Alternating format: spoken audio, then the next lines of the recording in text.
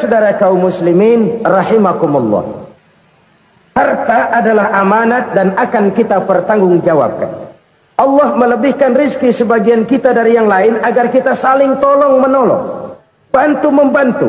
Nabi janjikan, siapa yang meringankan beban saudaranya muslim di dunia, Allah akan meringankan bebannya di akhirat nanti. Sebuah jaminan dari baginda Nabi. Si orang yang kita bantu barangkali tidak bisa membalas, Allah yang akan membalas lewat jalan lain yang tidak pernah kita sangka-sangka. Selalu berusaha menyimpan sesuatu yang bisa membawa manfaat, baik untuk dirinya, untuk anak cucunya, maupun untuk keluarganya, untuk masa kini dan masa depannya.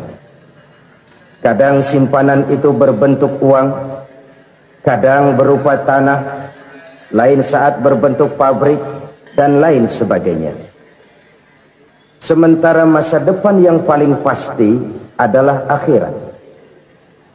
Jika untuk masa depan dunia kita rela memeras keringat, membanting tulang, pergi pagi dan pulang petang, menyimpan uang, menyimpan tanah, menyimpan pabrik, pernahkah kita merenung jika satu saat kiamat datang, kita dibangkitkan dari kubur masing-masing, berdiri di padang mahsyar untuk mempertanggungjawabkan seluruh kegiatan hidup kita di dunia ini, lalu kita akan menuju ke alam akhirat. Sudahkah kita mempunyai simpanan untuk akhirat kita? Pada pertemuan kali ini saya ingin menyampaikan sebuah hadis di mana Rasulullah sallallahu alaihi wasallam bersabda, arba'un min kanzil jannah. Simpanan sorga ada 4 macam. Yang pertama, ikhfa'us sadaqah, menyembunyikan sedekah. Saudara-saudara kaum muslimin, sebagaimana yang kita maklum bahwa Allah subhanahu wa ta'ala melebihkan sebagian rezeki dari kita terhadap yang lain. Ada yang kaya, ada yang setengah kaya, ada yang miskin, ada yang setengah miskin, dan selanjutnya. Ada yang gajinya kecil tapi penghasilannya gede. Ada yang penghasilannya gede tapi nggak punya gaji. Ada juga yang memang gajinya gede dan penghasilannya gede. Kelebihan rezeki merupakan sunnatullah dan tidak harus membuat kita merasa lebih dari yang lain. Bahkan sebaliknya, kelebihan itu harus membuat kita ringan tangan untuk menolong mereka yang memang memerlukan pertolongan. Kalau saudara diberikan ilmu, maka pertanyaan akhirat cuma satu, ilmumu kau amalkan untuk apa? Kalau saudara diberikan umur yang panjang, pengadilan akhirat juga bertanya satu, umurmu kau habiskan di mana?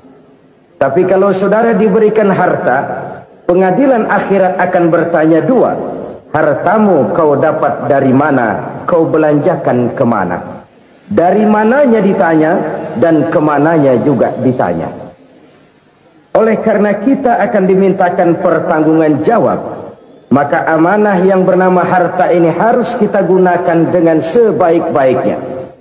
Ada penggunaan yang merupakan kewajiban, itu zakat namanya. Ada penggunaan yang sewaktu-waktu, itu infak namanya. Ada yang lebih sewaktu-waktu lagi, dan itu sedekah namanya. Zakat dia terikat oleh haul dan nisab, oleh putaran batas waktu dan ukuran dari harta itu sendiri. Sedangkan infak terikat oleh situasi dan kondisi perekonomian seseorang. Sedangkan sedekah tidak terikat dengan apapun. Dalam kondisi seperti apapun kita bisa melakukan sedekah dengan yang terkecil sekalipun. Sampai-sampai Rasulullah sallallahu alaihi wasallam mengajarkan, la tahqiranna minal ma'rufi syai'an walau an talqa akhaka biwajhin talik. Atau ada hadis, tabassumuka fi wajhi akhika laka shadaqah. Senyumanmu kepada temanmu adalah sedekah. Jadi untuk melakukan sedekah tidak harus dalam berbentuk uang. dengan ilmu kita bisa sedekah, dengan tenaga kita bisa bersedekah, dengan pikiran kita bisa bersedekah, bahkan senyum kepada teman itu pun sedekah. Jadi kalau sedekah dengan uang memang belum punya uang, nyengir aja banyakin. Itu asal pada tempatnya, jangan lalu ketemu tiang listrik cengengesan. Tentu tidak pada tempatnya dan tidak wajar. Nah, sedekah yang paling dicintai Allah adalah sedekah yang disembunyikan. Artinya jauh dari sifat riya. Kan kadang-kadang ada orang sedekah itu disebutkan namanya, apa tidak bagus? Kalau memang niatnya ikhlas, ya bagus-bagus saja. Untuk memberikan sugesti kepada yang lain. Di Fulan bin Fulan nyumbang sekian, diumumkan. Boleh kalau niatnya untuk memberikan rangsangan kepada yang lain supaya dia menyumbang lebih besar dari orang tadi. Tapi kalau itu mendatangkan riya, maka sedekah yang paling dicintai Allah adalah sedekah yang disembunyikan. Tangan kiri saja tidak tahu apa yang diberikan oleh tangan kanan.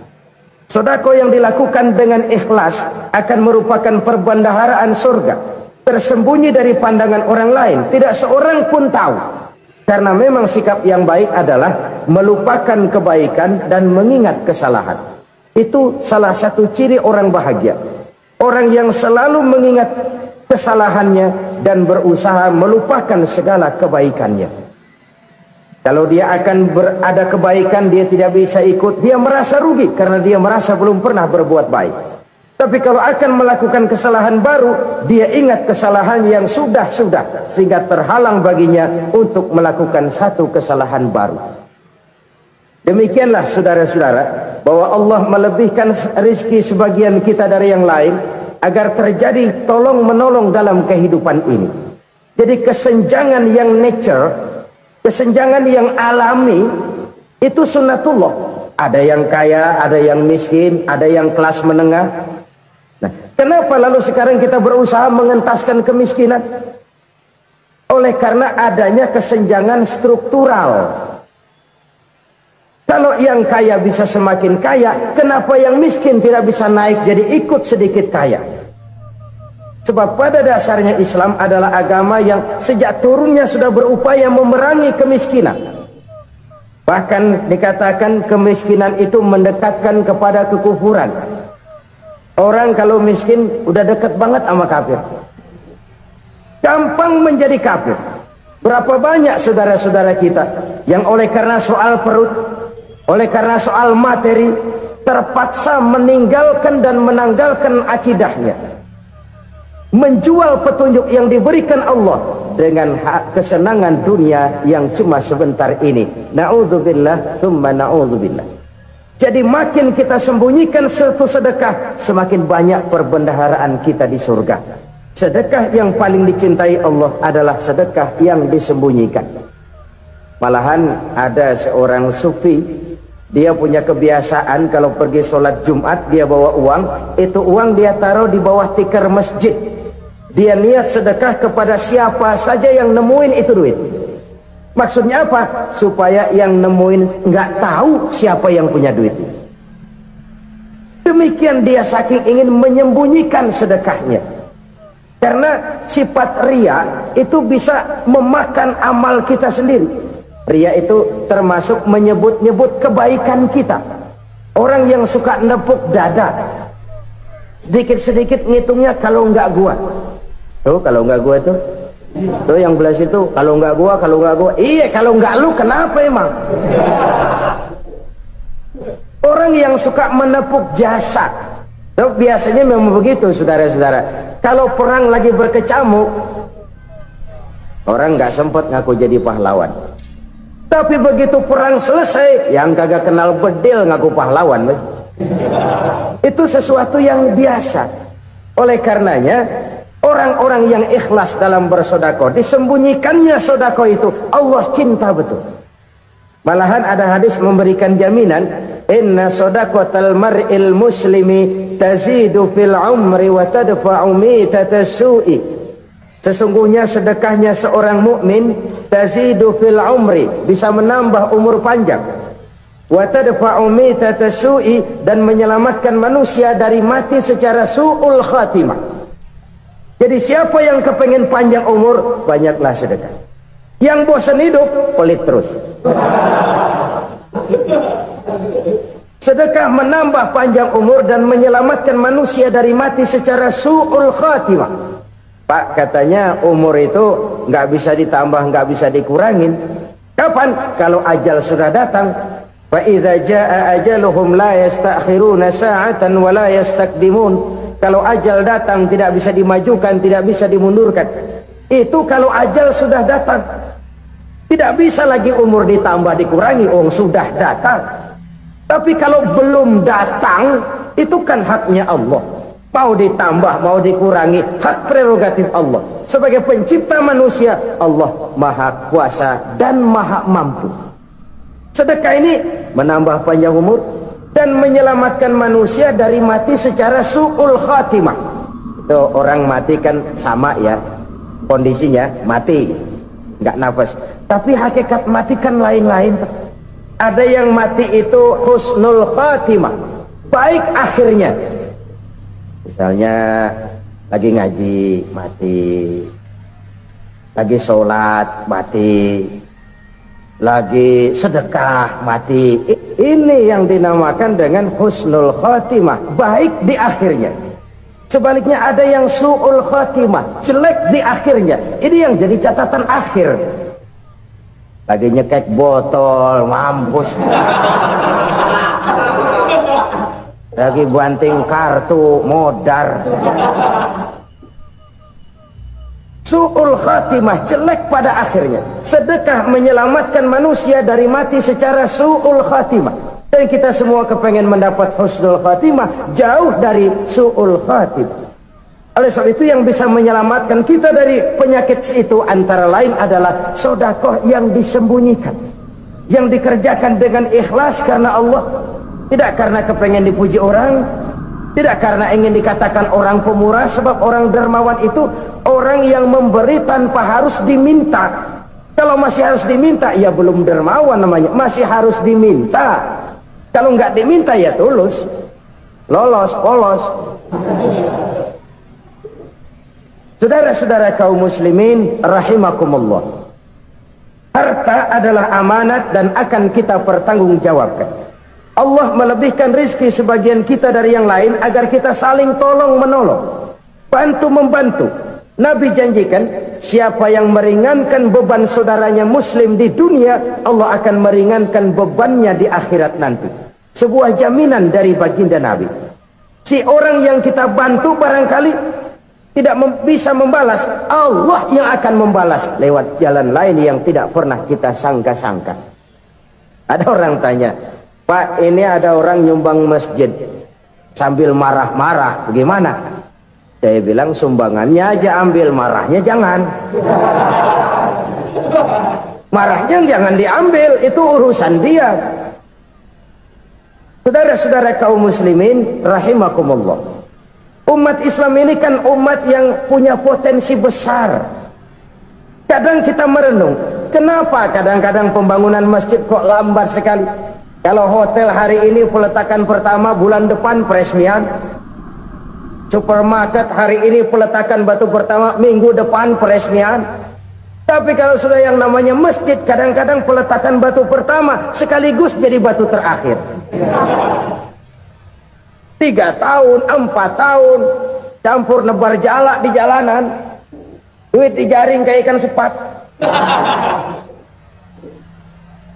Apa tidak ada orang Islam yang kaya? Banyak. Apa tidak ada pengusaha muslim yang jadi konglomerat? Ada. Lalu yang belum banyak itu yang komit terhadap nilai-nilai agamanya. Akhirnya kita jatuh jadi umat yang lemah. Belum ada pengusaha konglomerat muslim buka pabrik supermi cap beduk misalnya umpamanya atau pabrik kecap cap sorban supaya identitas keislamannya sedikit kelihatan. Kita jatuh jadi umat yang lemah karena potensi tidak terinventarisir dengan baik. Kita ini ibarat kompor yang cuma matengin nasi orang lain. Potensi kita dimanfaatkan oleh orang lain.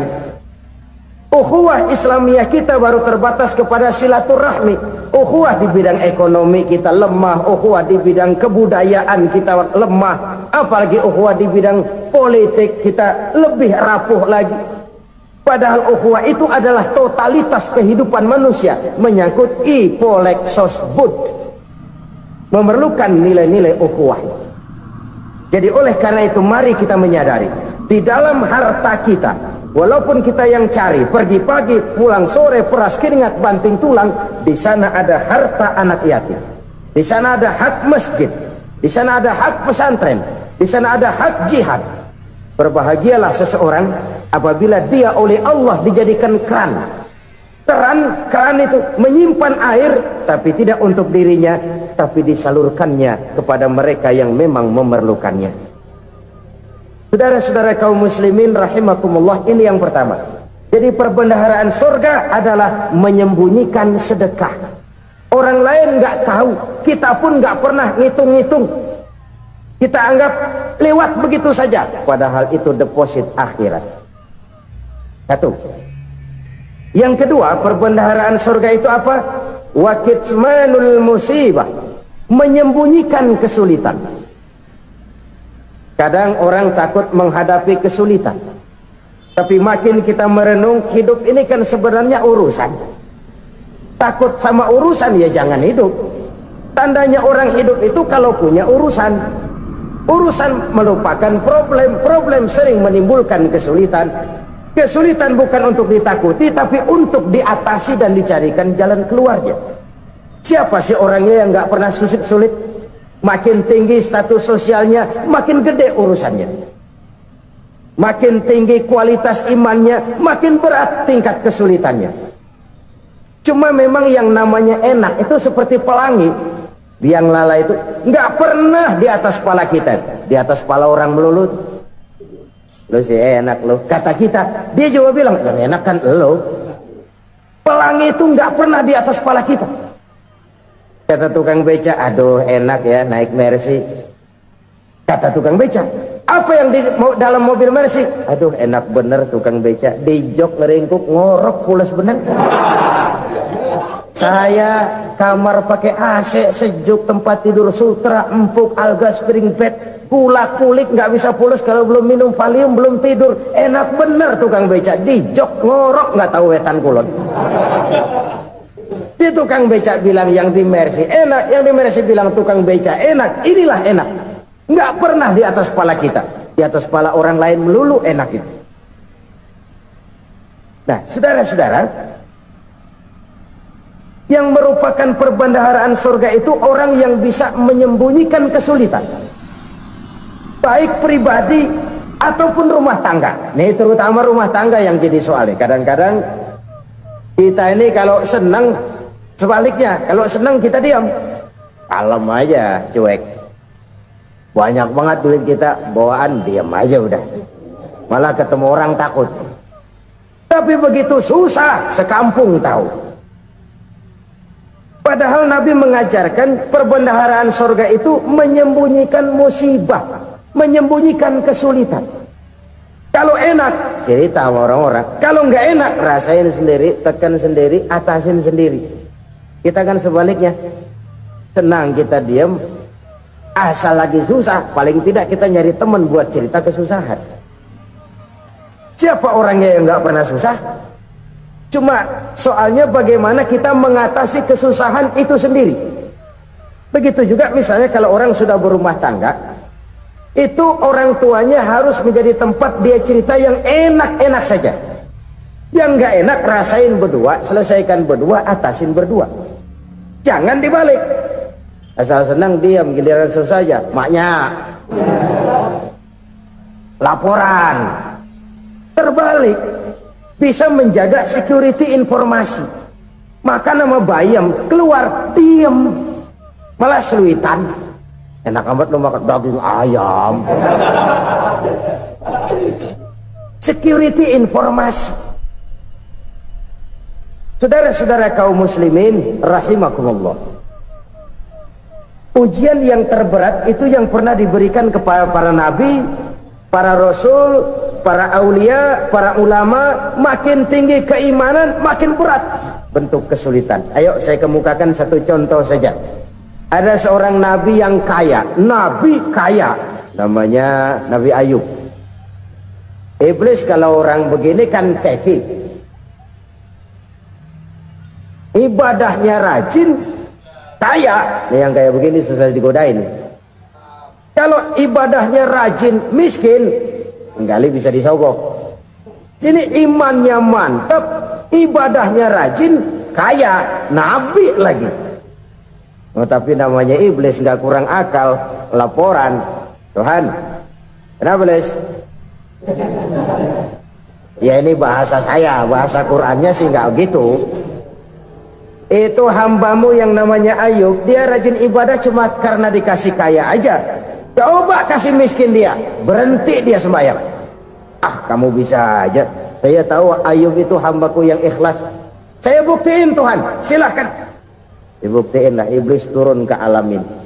Yang mula-mula dia lakukan, dia rusak sawah ladang Nabi Ayub. Dia binasakan binatang ternak Nabi Ayub. Sehingga dalam waktu singkat, jatuhlah Nabi Ayub dari orang paling kaya jadi orang paling miskin. Beliau masih ibadah di mihrab dalam masjid. Datang iblis. Saudara Ayub, ya, lagi ngapain? Ibadah. Nyembah Allah, nyembah Allah. Oh, percuma. Kenapa? Tuhan yang ente sembah nih, dia udah bikin miskin ente. Sawah ladang ente hancur lebur, binatang ternak binasa. Sekarang ente jadi orang paling miskin. Ngapain nyembah Tuhan kayak begitu? Tekor. Udah berhenti dah ibadah, berhenti ibadah. Ini iblis sama Tuhan laporannya lain, yang dikerjakan kepada Nabi Ayub juga lain. Benar begitu iblis kata Nabi Ayub? Iya, sawah ladang saya habis, buras. Binatang ternak saya binasa, binasa. Saya miskin, bangpak. Apa jawab Nabi Ayub? Bukan innalillahi, ya ini hebat. Alhamdulillahillazi a'tani wa akhza minni. Segala puji bagi Allah yang telah memberikan harta kepada saya dan sekarang mengambilnya lagi. Alhamdulillah. Allah yang ngasih, Allah yang ambil. Itu mah urusan Allah. Iblis cuman ibadah jalan terus, sujud lagi Nabi Ayub. Iblis seleher gondok banget. Dasar Nabi nggak mempan dia apa-apain.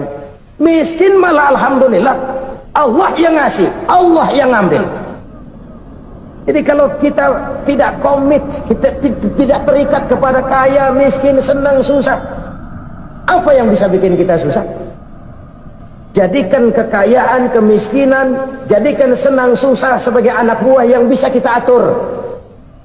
Jangan kekayaan ngatur kita, jangan kemiskinan ngatur kita. Kita yang harus mengatur mereka. Senang, susah, kaya, miskin, bahagia, sengsara, jadikan itu anak buah yang bisa kita atur.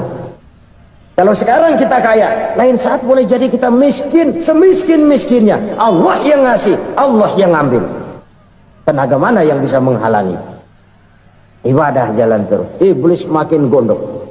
Dasar Nabi loh. Akhirnya apa? Nabi Ayub dikerjain, diberikan penyakit. Demikian fatal penyakitnya. Bayangin, udah miskin sakit. Masya Allah. Miskin sakit. Sakitnya nggak lama, kira-kira 16 tahun. Istrinya 3, 2 mental minta ceraiin. Ngerawatin laki bengek begini. Senang belum tentu, susah udah pasti nih. Cerai aja, cerai dah. Cerai. Tinggal satu Siti Rahmah yang setia menemani beliau. Sesetia-setianya hati perempuan.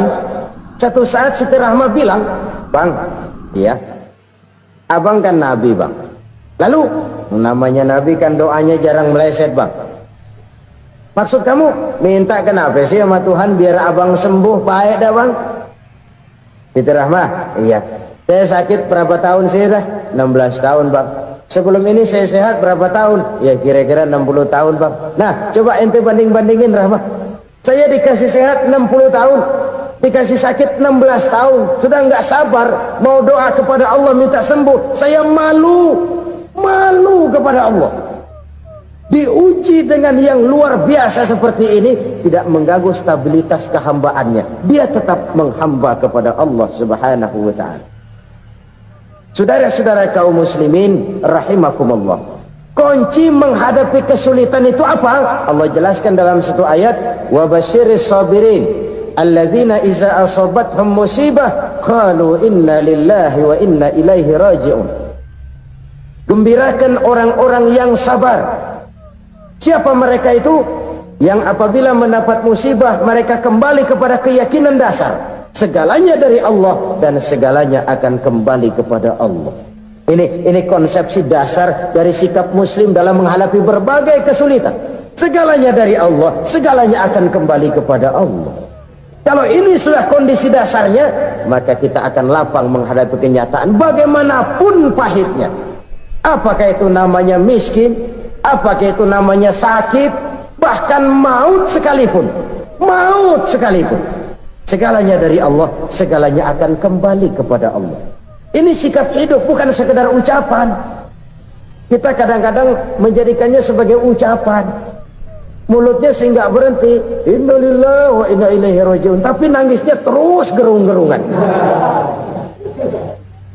Bukan itu, ini kesadaran moral. Kalau segalanya dari Allah, segalanya kembali kepada Allah, kan sebenarnya cuma nunggu giliran. Hari ini saya nyembayangin dia, entah hari apa saya disembayangin orang. Hari ini saya antar dia ke kubur, entah hari apa orang nganterin saya ke kubur. Hari ini saya tahlilkan dia, entah nanti kapan orang tahlilkan saya. Segalanya dari Allah, segalanya akan kembali juga kepada Allah. Oleh sebab itu saudara-saudara, kesulitan bukan untuk ditakuti. Kesulitan justru untuk diatasi, dicarikan jalan keluarnya. Dan tidak ada orang yang tidak pernah mendapat kesulitan. Tidak ada. Semakin tinggi status sosial, semakin tinggi kualitas keimanan, semakin besar juga tingkat kesulitan. Hanya saja bagaimana cara kita mengatasinya. Dan Al-Quran menyatakan inna ma'al usri yusra. Di balik kesulitan itu pasti ada kemudahan. Roda itu berputar. Karena itu Rasulullah sallallahu alaihi wasallam mengingatkan kepada kita, ta'arraf ila Allah fir raha ya'rifka fis syiddah. Ingatlah kepada Allah di waktu kamu senang, supaya Allah ingat kepada kamu di waktu kamu susah. Kalau waktu senang kita ingat kepada Allah, kita susah, Allah tidak akan meninggalkan kita. Tapi kalau waktu senang kita jauh dari Allah, sujud tidak sempat, dengan masjid jauh, ketika senang kita lupakan Allah, nanti begitu kita susah, Allah lupakan kita, dan itu menyakitkan. Oleh karena itu orang-orang tua kita dulu bilang, kalau lagi sehat ingat-ingat lu bakal sakit nanti. Kalau lagi kaya ingat-ingat satu saat kita bakal jatuh miskin.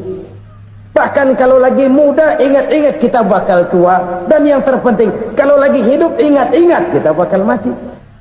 Saudara-saudara kaum muslimin rahimakumullah. Jadi yang kedua yang merupakan perbendaharaan surga, menyembunyikan musibah. Saudara-saudara kaum muslimin rahimakumullah. Hal ketiga yang merupakan perbendaharaan surga adalah wasilatur rahmi. Orang yang suka bersilaturahmi. Sebagaimana yang kita maklum bahwa manusia adalah makhluk yang disebut zon politika, makhluk sosial yang tidak mungkin hidup sendiri-sendiri. Betapa dan siapapun kita memerlukan orang lain. Bodoh betul manusia kalau tinggal di tengah masyarakat tapi tidak mau bermasyarakat, merasa hebat sendiri, pinter sendiri, gagah sendiri, kaya sendiri. Mungkin kalau mati juga ngubur sendiri. Jangankan kita di sini, di sorga saja Nabi Adam waktu sendirian bengong melulu, mondar mandir. Allah tegur dam sepi dam. Ya ini kalau bahasa saya. Iya Tuhan, sepi ini nggak ada coret-corekan pisan ini. Diciptakan Siti Hawa baru anteng Nabi Adam. Itu di sorga. Cobalah. Umpamanya saudara tinggal di Jakarta nih. Kayak bener. Apaan aja di Jakarta punya saudara dah. Jembatan Semanggi ambil. Monas, Buntel bawa pulang. Hotel-hotel ambil semua. Cuman tinggal di Jakarta sendirian. Apa enaknya? Betapa dan siapapun kita perlu orang lain. Tidak ada seorang pun yang bisa memenuhi kebutuhan hidupnya secara sendiri-sendiri. Nah, Islam telah menyelamatkan manusia dari ras diskriminasi, mengikat manusia dengan persaudaraan yang berlandaskan kepada akidah. Karena itu dianjurkan bersilaturahmi. Bahkan Nabi menyatakan, "Man arada ayyubsata lahu fi rizqihi wa yunsa'a fi atharihi falyasil rahimah." Siapa yang kepengen diluaskan rezekinya dan dipanjangkan usianya, banyaklah ia bersilaturahmi. Siapa yang kepengen dimudahkan rezekinya, hendaknya ia banyak bersilaturahmi. Kalau banyak teman, kesulitan kan paling tidak ada tempat cerita. Udah susah, sendirian kita pikirin diri, nggak ada tempat tukar pikiran. Cepet banget sama bengek. Dilawan sendiri.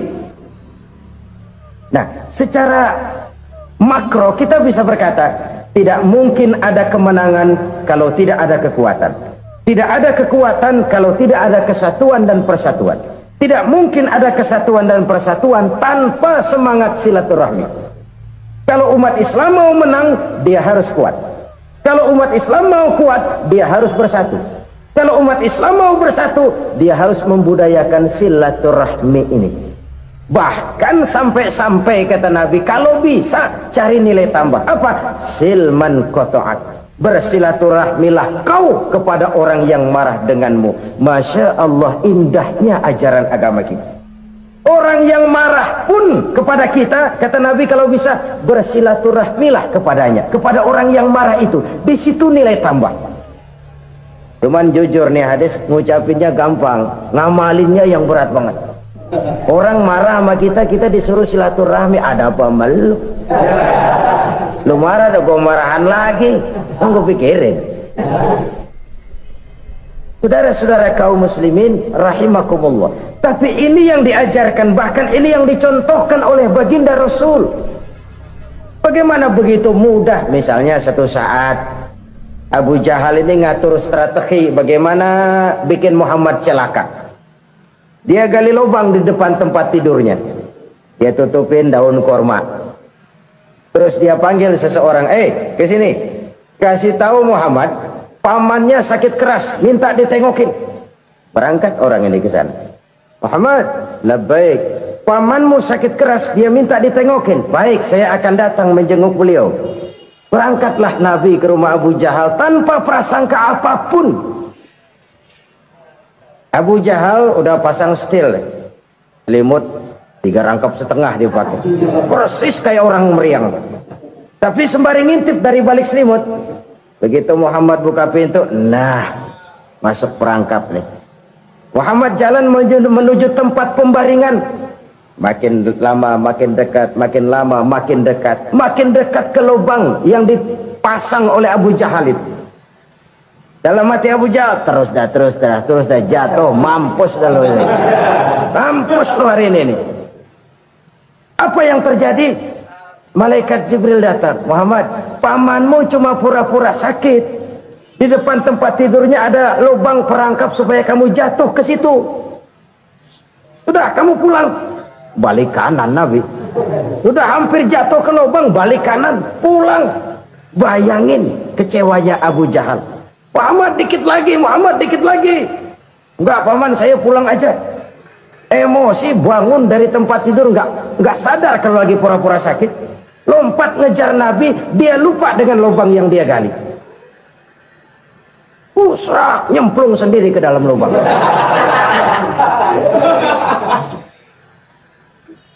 Nabi terus berlalu. Ini terjadi keanehan. Jatuh ke lubang yang dia gali itu sebenarnya nggak terlalu dalam ya, antara 3-4 meteran lah. Tolong saya jatuh ke lubang ini.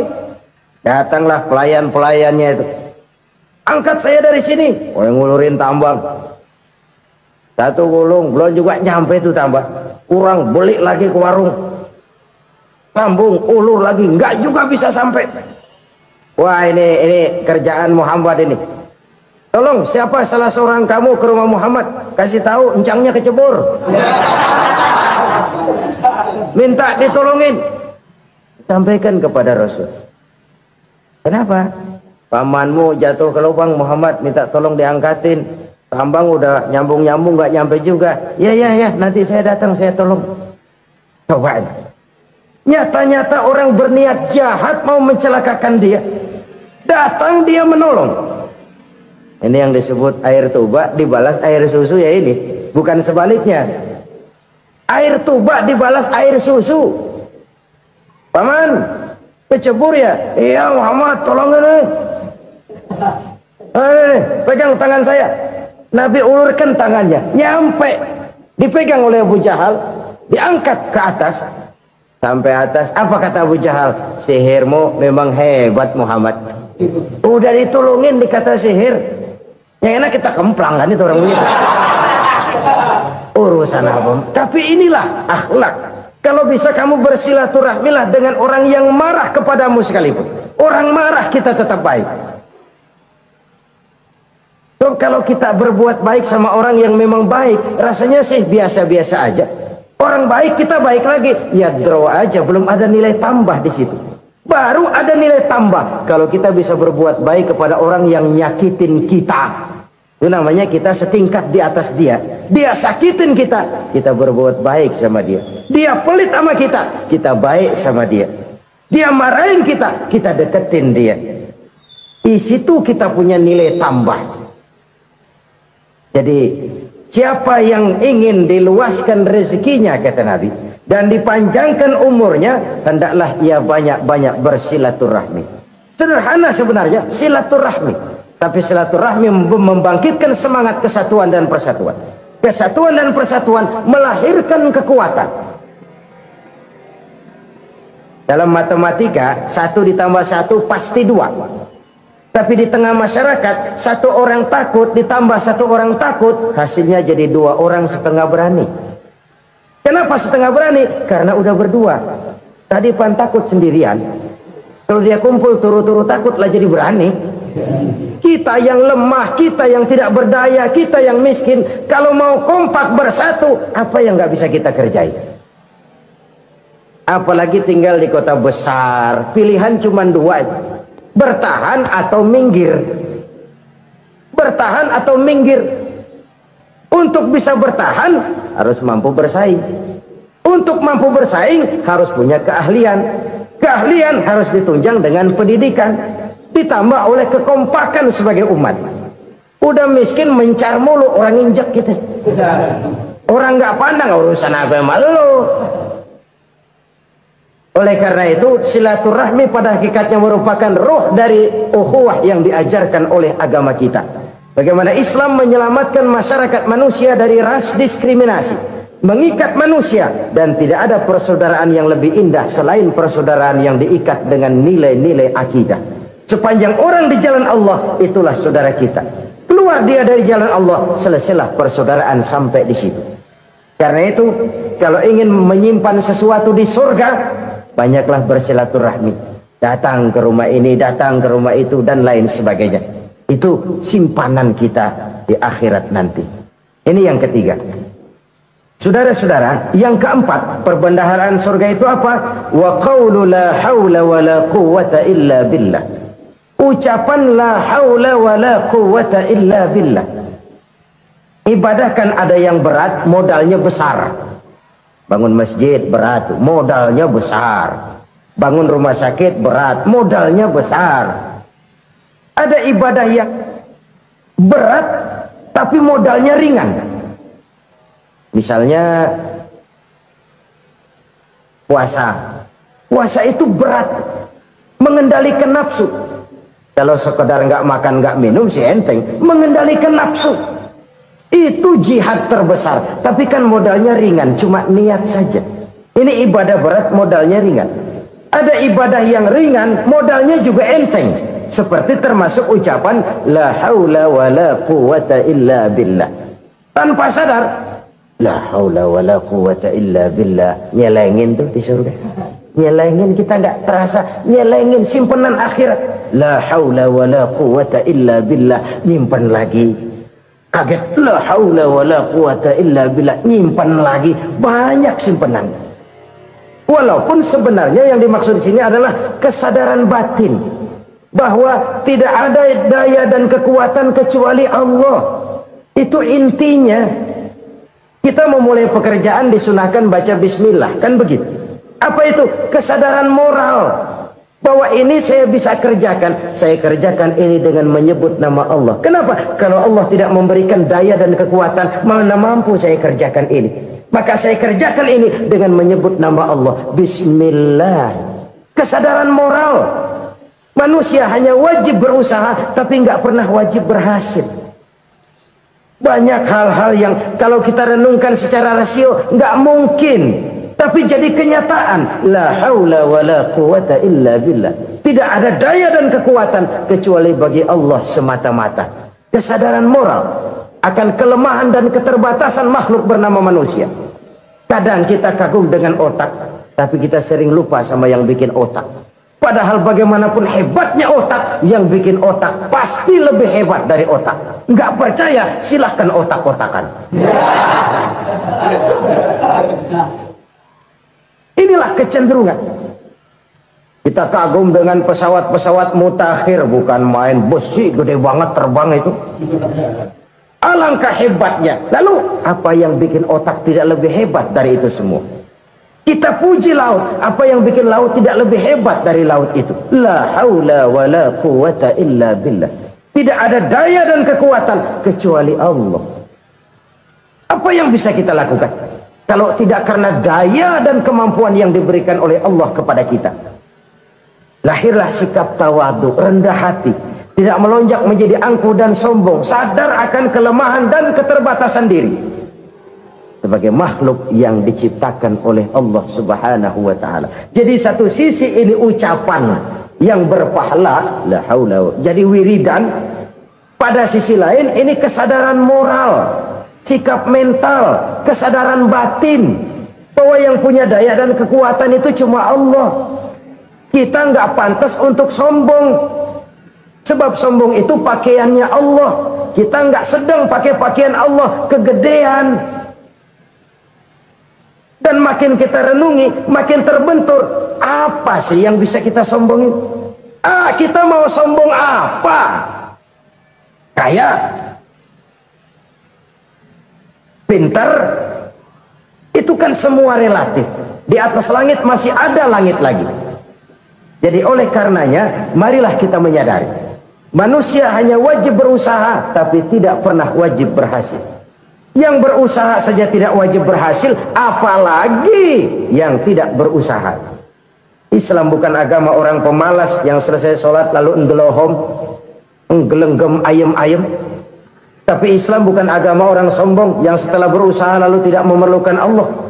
Kita bisa saja bikin proyeksi, tahun sekian kita bakal panen besar menurut perhitungan otak. Tapi ada kejadian lain. Apa? Tikus ngambek. Habis itu dimakanin tikus, panen gagal. Proyeksi rasional gagal oleh tikus-tikus yang ngambek itu. Bisa saja terjadi. Tahun depan kita panen besar, urung. Kenapa? Musim panas panjang. Dan sekarang ini koran-koran bikin berita musim mengalami penyelewengan. Bukan cuma manusia yang nyeleweng sekarang. Musim pakai nyeleweng. Mestinya kan musim hujan udah selesai, masih hujan-hujan juga. Musim. Nah sekarang kita boleh bikin proyeksi, kita bakal panen besar. Tahu-tahu musim panas panjang, sawah retak, air kering. Cari teknokrat yang paling botak, suruh pendekin tuh musim panas. La haula wala quwata illa billah. Inilah kesadaran moral. Saudara, saya teringat satu saat ada seorang konglomerat. Umurnya ya kira-kira 70-an. Satu saat dia ditanya oleh wartawan, "Pak, umur Bapak berapa sih?" "Ya paling 10 tahun. 10 tahun. 10 tahun. Anak bapak berapa orang? Satu saja. Satu. Harta bapak berapa? Ya paling-paling bangsa 7 juta kali. 7 juta? Iya. Pak, kenapa bapak bohongi saya? Bapak punya buku biografi. Koran-koran, majalah-majalah banyak memuat cerita riwayat hidup bapak. Saya tahu umur bapak 70. Kenapa bilang cuma 7 tahun? Saya tahu anak bapak 8. Kenapa cuma bilang 1? Saya tahu harta bapak miliaran, mungkin triliunan. Pabrik di mana-mana, bank di mana-mana. Kenapa bilang uang bapak cuma 7 juta? Nah, kata si konglomerat tadi, kamu benar nak, kamu benar. Umur saya kalau jumlahnya memang 70 nak. Cuman ingat-ingat saya, baru 7 tahun terakhir ini saya sujud. Baru 7 tahun terakhir ini saya berusaha dekat dengan Allah. Saya laksanakan perintahnya, saya jauhi larangannya. 7 tahun inilah rasanya yang ada nilainya di hadapan Allah. Yang 63 tahun matong, kelabu, kelem umur gue. Habis untuk maksiat, untuk munkarat. Maka ketika ditanya tadi, umur saya 7 tahun itu. Oh begitu Pak. Oh iya. Lalu anak Pak, anak bapak kan 8. Kenapa bilang cuma 1? Nah, kalau jumlah hitungannya memang anak saya 8. Tapi dari 8 orang ini rasanya cuma 1 nih yang bakal jadi buah hati, belahan jantung, pelanjut cerita, penerus sejarah, bakal jadi anak soleh yang akan mendoakan saya. Cuma 1 rasanya anak saya ini yang bakal jadi buah hati saya, besar-besaran saya, yang akan mendoakan di kubur saya, yang akan mendoakan di akhirat saya. Yang 7 orang mana? Masya Allah, yang 1 tenggeng, yang 1 nyekek botol mulu, yang 1 nggak karu-karuan. Makanya saya bilang 1 anak saya yang akan bisa mendoakan saya. Oh begitu Pak. Iya. Nah harta Pak, harta bapak kan triliunan. Pabrik bapak di mana-mana. Uang bapak hampir di tiap bank-bank besar. Kenapa bilang cuma 7 juta? Betul kau nak. Harta saya kalau jumlahnya memang miliaran, triliunan mungkin. Tapi yang saya ingat baru 7 juta tuh yang saya belanjakan di jalan Allah. Saya nyumbang masjid, saya santuni yatim piatu, saya bantu pembangunan pesantren, saya bantu pembangunan rumah sakit Islam. Itu yang akan saya bawa pulang ke akhirat, yang 7 juta itu. Yang triliunan itu nanti akan diperebutkan oleh anak-anak saya sebagai waris saya.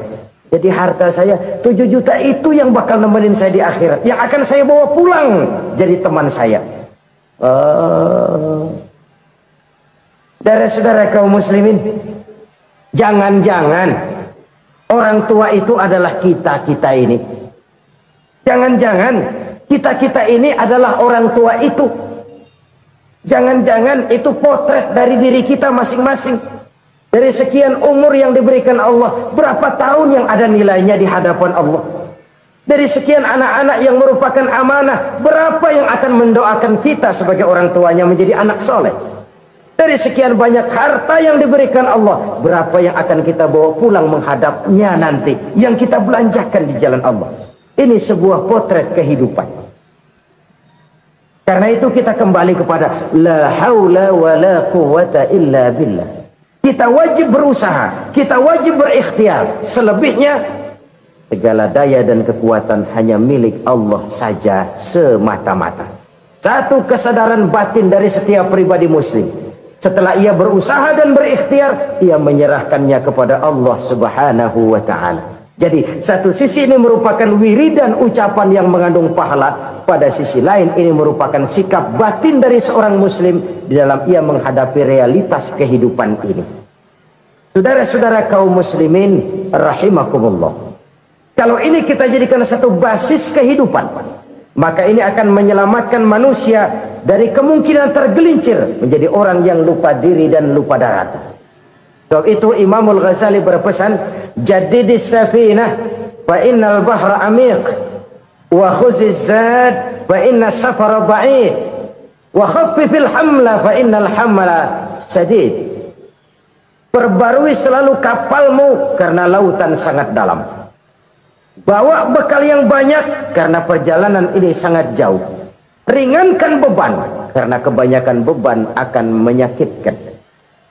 Alangkah indah kalimat ini, alangkah dalam makna yang terkandung di sana. Perbarui selalu kapalmu karena lautan sangat dalam. Apa artinya ini? Jaga mentalmu baik-baik. Pelihara imanmu baik-baik, karena hidup penuh cobaan seperti lautan. Kita kalau berlayar di lautan kan kadang-kadang tenang, angin bertiup sepoi-sepoi basah. Jika malam datang, bintang gemintang bertabur menghias cakrawala. Rembulan memantulkan sinarnya dengan indah. Dalam keadaan begitu berlayar enak. Tapi lain saat ombak menggunung, halilintar menyambar, angin topan bertiup. Berapa banyak sudah saudara-saudara kita yang tenggelam di lautan dunia tanpa sadar bahwa dia belum sampai kepada pantai yang akan dituju. Berapa banyak sudah saudara-saudara kita yang tenggelam di lautan dunia ini tanpa sempat bangkit lagi. Dia menyangka sudah sampai kepada tujuannya. Hati-hati kapal jangan sampai bocor karena lautan sangat dalam. Iman ini jaga baik-baik karena hidup penuh dengan ujian. Wa khuzizat fa inna safara ba'id. Bawa bekal yang banyak karena perjalanan sangat jauh. Saudara mau ke Bandung, bawa duit. Saudara mau ke Surabaya, banyakan lagi duitnya. Saudara mau ke Mekah, gepokan, iketan tuh duit nggak lembaran lagi. Makin jauh perjalanan, makin banyak bekal yang harus kita bawa. Kalau saudara dari Jakarta mau ke Surabaya, kagak bawa duit berangkat juga, itu sih bukan berani namanya, nekat. Sampai Surabaya belum tentu, sengsara di jalan udah pasti. Kenapa? Nggak bawa bekal berangkat. Sama juga kita nih, misalnya belum sempat sembahyang, mati. Waduh, berani banget orang. Belum punya bekal, mati. Sengsara di jalan. Atau bekal tidak cukup. Dari Jakarta saudara mau ke Surabaya, bawa duit 500 perak. Paling jauh Cikampek nyampenya itu. Paling jauh itu. Antara jauhnya perjalanan dengan bekal yang saudara bawa tidak seimbang. Hidup ini perjalanan panjang. A walking tour. Dimulai dari alam arwah. Sebelum jasad diciptakan, roh diciptakan lebih dulu. Dari situ pindah ke alam rahim. Dari alam rahim pindah ke alam dunia. Dari alam dunia pindah ke alam barzah. Baru menuju akhirat. Satu perjalanan panjang. Kalau bekal tidak bawa, sengsara di jalan. Bawa bekal yang banyak karena perjalanan ini sangat jauh. Wa khaffifil hamla, ringankan beban karena beban itu cuma akan menyulitkan. Kalau bekal itu sih keperluan, tapi beban nggak kita perluin, cuma ngeberat-beratin. Apa ini beban? Dosa. Kecurangan, kebatilan, kesoliman, ketidakadilan, kesewenang-wenangan. Itu akan jadi beban kita di akhirat. Alangkah celakanya, perjalanan panjang, bekal tidak bawa, beban kelewat banyak, alamat sengsara di jalan. Pahala tidak ada, dosa berlipat ganda. Na'udzubillah, summa na'udzubillah. Kalau kita rangkum nasihat Al-Ghazali dengan kisah si konglomerat tadi, kita akan mengambil kesimpulan. Pertama, bekal terbaik dalam menghadapi gejolak kehidupan ini tidak lain adalah iman. Yang kedua, pahala dan dosa. Dua hal kontroversial. Pahala adalah bekal, dosa adalah beban. Tapi kita sekarang kan tidak begitu terangsang kepada yang abstrak. Orang berlomba mencari yang konkret-konkret saja. Yang real. Kalau memang dosa, benjol dong. Kira-kira begitu. Kira-kira begitu. Persis orang Yahudi dulu. Orang Yahudi itu kan pernah minta kepada Nabi Musa. Ya Musa, lan nu'mina laka hatta narallaha jahrah. Musa, kami nggak bakal mau beriman kepada Allah kalau belum kami lihat Allah ada nongkrong di depan kami. Kalau memang Tuhan ada, taruh dong di depan kami. Mau yang konkret-konkret saja. Kalau memang dosa, benjol dong. Kalau memang pahala, berasa dong. Orang terangsang kepada yang real, yang konkret-konkret saja. Karena itu untuk mengejar dosa orang mau bayar, tapi untuk mengejar pahala walaupun tidak bayar orang segan. Ini yang dikatakan oleh Nabi, kamu mengharapkan ke surga tapi kamu berat melaksanakan sesuatu yang bisa membawa kamu ke surga. Kamu ingin jauh dari neraka tapi tiap saat kamu lakukan perbuatan-perbuatan yang justru menjerumuskan kamu ke neraka. Idda'aitum an-najata minan nar wa ramaitum fiha anfusakum. Kamu ingin selamat dari neraka tapi kamu lemparkan diri kamu ke neraka. Kamu ingin masuk surga, tapi berat sekali kamu melakukan perbuatan-perbuatan yang bisa menyampaikan kamu di surga. Saudara-saudara kaum muslimin, rahimakumullah. Jadi hal keempat yang merupakan perbendaharaan surga adalah la haula wa la quwwata illa billah. Satu sisi ini merupakan ucapan yang memperberat timbangan akhirat. Pada sisi lain ini merupakan sikap hidup seorang muslim. Kesadaran batin yang sangat dalam bahwa tidak ada daya dan kekuatan kecuali Allah.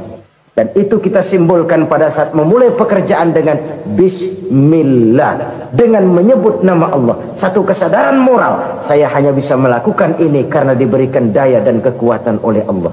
Lahirlah sikap tawadu, rendah hati, tidak melonjak menjadi angkuh dan sombong. Saudara-saudara, sampai sini dulu jumpa kita kali ini. Semoga 4 perbendaharaan surga ini dapat kita lakukan, yang kelak akan merupakan bekal kita di kemudian hari nanti. Amin ya rabbal alamin. La ilaha illallah, bahwa tidak ada Tuhan yang perlu disembah selain daripada Allah subhanahu wa ta'ala. Ini hakikatnya merupakan inti daripada ajaran rasul-rasul terdahulu. Kenapa? Seluruh rasul bersumber dari satu sumber yang sama, yaitu dari Allah subhanahu wa ta'ala.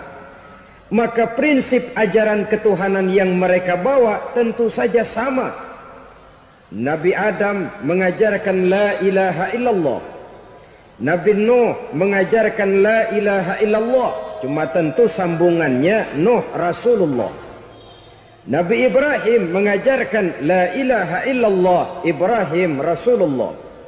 Nabi Musa mengajarkan la ilaha illallah, Musa Rasulullah. Bahkan Nabi Isa mengajarkan la ilaha illallah, Isa Rasulullah. Dan Nabi Muhammad mengajarkan la ilaha illallah, Muhammadur Rasulullah.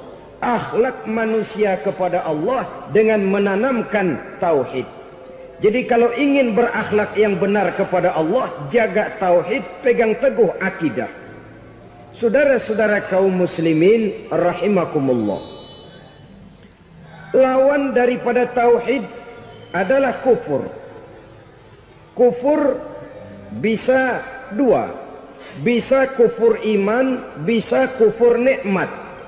Kufur itu sifatnya, kafir itu orangnya. Ada orang kufur iman, dan ini merusak akhlak kepada Allah subhanahu wa ta'ala. Kufur iman itu kadang-kadang bentuknya syirik, orangnya disebut musyrik. Kufur iman itu kadang-kadang bentuknya nifaq, orangnya disebut munafik. Kufur iman itu kadang-kadang bentuknya riddah, orangnya disebut murtad. Ini merupakan jenis daripada kufur-kufur iman dan tergelincirnya manusia daripada akhlak kepada Allah subhanahu wa ta'ala. Benar, di zaman sekarang kita tidak menyembah berhala. Memang di zaman sekarang kita tidak menyembah patung. Iya, kita tidak berkeyakinan Tuhan lebih dari satu. Tapi kadang-kadang akhlak kita kepada Allah sering lentur dan luntur, sering bergoyang dan tergoncang, sering kena erosi dan polusi. Bahwa kita tidak menyembah Latta, Uzza, Manat dan Hubal seperti masyarakat jahiliyah dahulu, memang. Tapi Latta zaman sekarang, Uzza zaman sekarang, Manat dan Hubal di zaman sekarang, berhala-berhala di abad kita sekarang ini, kadang-kadang bernama harta, kadang-kadang bernama wanita, kadang-kadang bernama tahta, mungkin juga bernama Toyota, sesuatu yang lebih kita agungkan daripada Allah, menjelmalah dia menjadi berhala-berhala di zaman kita sekarang ini. Manakala kita di kantor sudah lebih takut kepada kepala bagian kita daripada kepada Allah, maka Tuhan kita barangkali adalah kepala bagian kita. Manakala kita sudah lebih takut kepada manusia daripada kepada Allah, bergeserlah akhlak kita kepada Allah, mengagungkan manusia dan menomorduakan Allah. Maka di zaman sekarang akhlak kita kepada Allah sering kena erosi, sering kena polusi. Mungkin karena sulitnya lapangan kerja, tingginya tensi ekonomi, persaingan hidup yang makin tajam, sulitnya mencari lapangan kerja, orang kadang-kadang nekat, sedikit pertimbangan, picik pandangan, mudah melakukan potong kompas, sehingga terjadilah perbuatan-perbuatan yang memelencengkan akhlak kita kepada Allah Subhanahu wa ta'ala. Kadang-kadang terjebak mempercayai selain daripada Allah. Kadang-kadang terjebak di dalam mengagungkan yang selain daripada Allah lebih dari yang seharusnya. Terkenalah akhlak kita kepada Allah jaringan-jaringan erosi dan polusi. Kufur sebagai lawanan daripada tauhid merupakan sifat daripada orang yang tidak berakhlak kepada Allah. Bentuknya pertama bisa syirik. Syirik itu artinya meyakini ada Tuhan lain selain daripada Allah. Itu yang namanya syirik. Jadi percaya Tuhan ada, cuman Tuhannya kelebihan. Itu yang disebut syirik, dan itu merupakan cerminan dari akhlak yang rusak kepada Allah Subhanahu wa ta'ala. Berkeyakinan Tuhan lebih dari satu, berkeyakinan bahwa Tuhan itu beranak atau diperanakkan, atau mengagungkan sesuatu sama dengan Allah, atau menjadikan yang selain Allah sebagai tujuan akhir daripada perjalanan kehidupan ini, maka itu sudah terjebak kita dalam musyrik. Dan syirik satu dosa yang tidak berampun. Bahasa kasarnya, yang namanya syirik itu jenis bapak moyangnya dosa. Saudara-saudara, sebab itu saya pesan, kalau memang terpaksa, biasanya yang tinggal di kota-kota besar itu kalau tidak kepengen dosa kan susah. Kalau terpaksa harus bikin dosa, cari yang kecil-kecil saja, yang kira-kira taubatnya gampang. Umpamanya pulang sholat Jumat nukar sendal, umpama, yaitu jelas dosa. Tapi dosa yang taubatnya agak mudah. Jangan sampai terjebak ke dalam syirik, menyekutukan Allah. Kalau sudah menyekutukan Allah, Allah dimadu, murka benar Allah kepada kita. Innallaha la yaghfiru ayyushraka bih wa yaghfiru ma duna dzalika liman yasha. Allah tidak akan memberi ampun kepada orang yang menyekutukannya dengan sesuatu, tapi Allah mau mengampunkan dosa yang selain itu bagi orang yang dikehendakinya. Jadi orang-orang yang sudah terjebak syirik, menyekutukan Allah, meyakini ada Tuhan lain selain daripada Allah, meyakini Tuhan beranak atau diperanakkan, bagaimanapun baiknya mereka di dunia, bagaimanapun sosial jiwanya, bagaimanapun pemurah tangannya memberikan santunan dan pertolongan kepada orang lain, kalau sudah syirik, seluruh nilai kebaikannya akan tidak ada gunanya lagi, karena tidak ada tempat nilai kebaikan itu bergantung. Sedangkan kita berbuat baik agar diterima oleh Allah. Kalau Allahnya marah kepada kita, siapa yang akan menerima nilai kebaikan itu sendiri? Ini bentuk yang pertama. Yang nyata-nyata menyembah berhala, syirik. Yang nyata-nyata beriktikad Tuhan lebih dari satu, syirik. Atau yang tersamar. Yang tersamar itu yang sering jadi penyakit kita. Saya sejak ada perkutut ini di rumah, perkutut, Saudara-saudara, yang merusak akhlak kepada Allah, yang merusak tauhid setelah syirik, bisa juga berbentuk nifak. Nifak itu sifatnya, orang yang punya sifat nifak disebut munafik. Asal katanya dari nafakun. Nafakun itu satu lubang yang punya dua muka, seperti goa, ada tempat masuk, ada tempat keluar. Maka munafik orang yang punya dua muka. Kalau bahasa kita, pandai bermain minyak di atas air. Manis jika berhadapan, balik belakang lain bicara. Sehingga apa yang dinamakan nifak, kata Imam Ali Al-Jurjani dalam kitab ta'rifatnya, izharul imanu bil lisan wa kitmanul kufri bil qalbi. Menyatakan, menampakkan iman dengan lidahnya, tapi menyembunyikan kekafiran dalam hatinya. Dengan kata lain, lidahnya mah iman, hatinya mah kafir. Padahal hati itu yang dilihat, padahal hati itu yang dinilai. Kenapa lidahnya mengaku iman? Ya mungkin karena kepepet, mungkin karena kepentingan, mungkin karena ingin mencari kelemahan orang, lalu dia pura-pura beriman. Tapi sesungguhnya hatinya kufur. Ini merupakan penyakit munafik. Dan terus terang, menghadapi orang munafik jauh lebih berat daripada menghadapi orang kafir. Kenapa? Munafik ini kan musuh dalam selimut. Mau dibilang musuh nyata-nyata, apalagi di zaman Rasul ya, ketika periode Madinah, berat sekali menghadapi orang munafik. Mau dibilang kafir, kalau ketemu assalamualaikumnya medok juga. Mau dibilang mukmin, di belakang ngegerundel. Nyari-nyari penyakit, nyari-nyari lantaran, mencari-cari gara-gara. Kalau kafir jelas kafirnya, kalau musyrik jelas musyriknya. Tapi munafik, di depan kita dia mengaku beriman, di belakang kita dia caci maki kita. Maka demikian rupa watak orang munafik, Allah benci betul.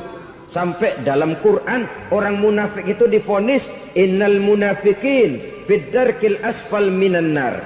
Orang-orang munafik di dasar jurang neraka yang paling bawah, keraknya neraka. Saudara-saudara kaum muslimin rahimakumullah. Sebab munafik sangat berbahaya, membahayakan umat, membahayakan agama. Di depan kita mereka ngaku pura-pura beriman.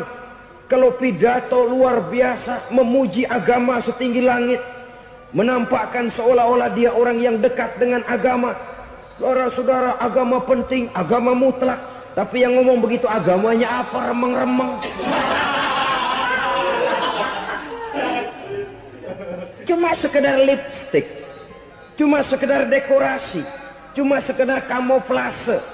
Buat ngibuli orang lain, dia mengaku beragama, mengatakan agama mutlak, menganggap agama penting, seolah-olah memperhatikan benar tentang tatanan kehidupan beragama, tapi sebenarnya di hatinya tidak lebih berkecamuk penyakit-penyakit kufur. Maka sifat munafik ini termasuk menodai tauhid, artinya merusak akhlak kita kepada Allah Subhanahu wa ta'ala.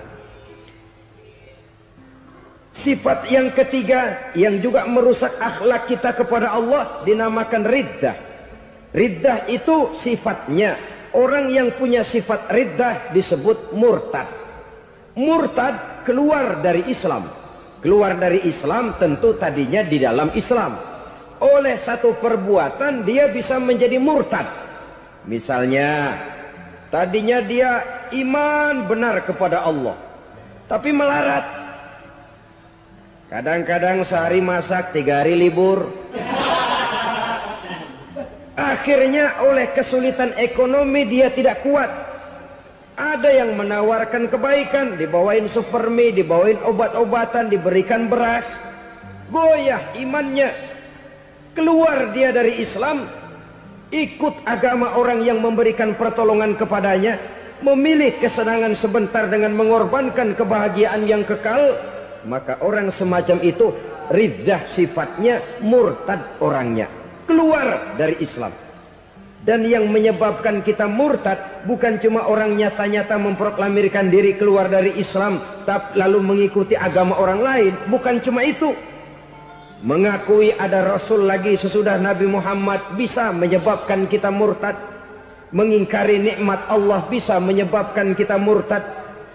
Meyakini semua agama benar bisa menyebabkan orang menjadi murtad.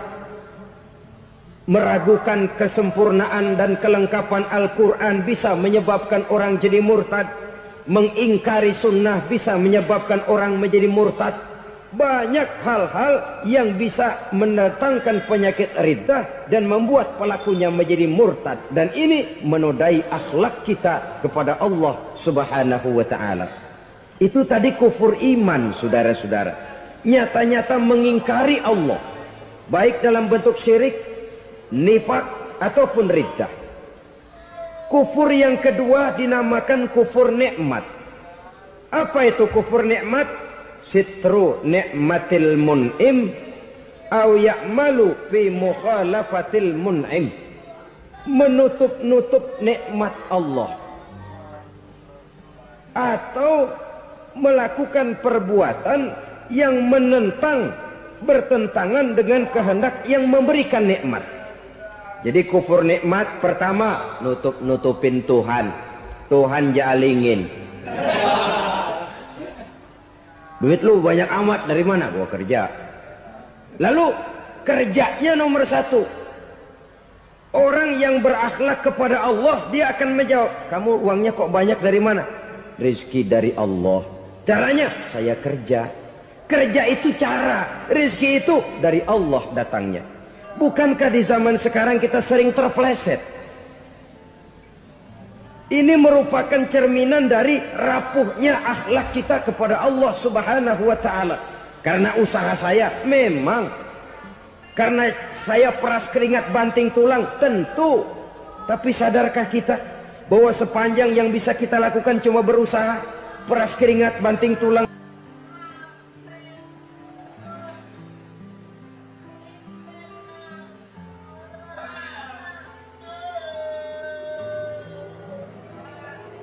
Soal rizki, soal jodoh, soal maut, kitakah yang mengatur? Kitakah yang menentukan? Subhanallah. Manusia sungguh tidak berdaya menghadapi tiga hal paling pokok ini. Rezeki, kita cuma bekerja. Kitakah yang menentukan? Tidak. Kita berusaha saja, rezeki belum pasti dapat. Apalagi kalau kita tidak berusaha. Jangan terjebak dalam fatalisme. Belum perang udah nyerah.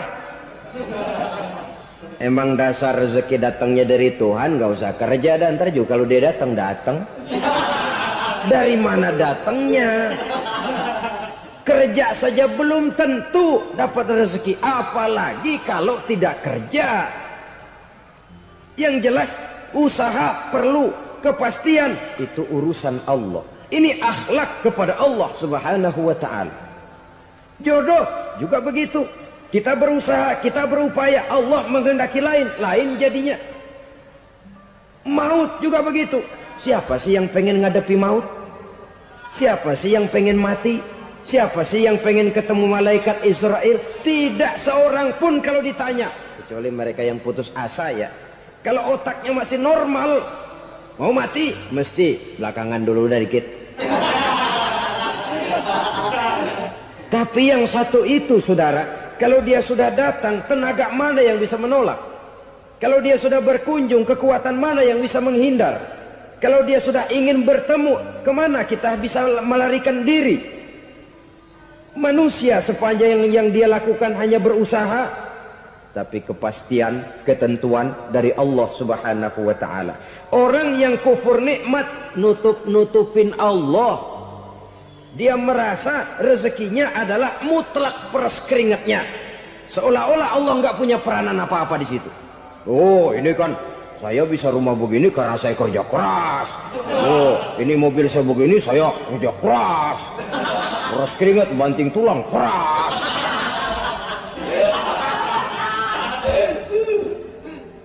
Saudara-saudara kaum muslimin rahimahkumullah. Jadi menutup-nutupi Allah. Akibatnya nanti kalau dia berhasil, Allah ketutupan. Kalau dia gagal, orang lain dicaci maki, dicari kambing hitam. Nah, kambing hitam kan mahal. Karena orang sering cari-cari kambing hitam. Jarang orang mau jujur kalau bertemu kesulitan lalu mencari sebab pada dirinya sendiri. Yang paling enak ya nyalain orang. Lo begitu. Orang lain yang paling enak kita salahin.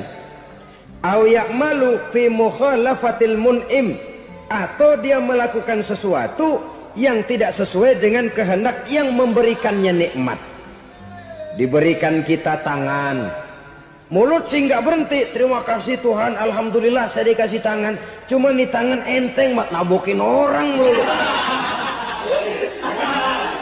Itu sudah mukhalafatul mun'im, bertentangan dengan kehendak yang memberikan nikmat. Diberikan harta, mulutnya mah basah, terima kasih Tuhan, alhamdulillah dikasih harta, tapi pelitnya minta ampun, kikir koret medit.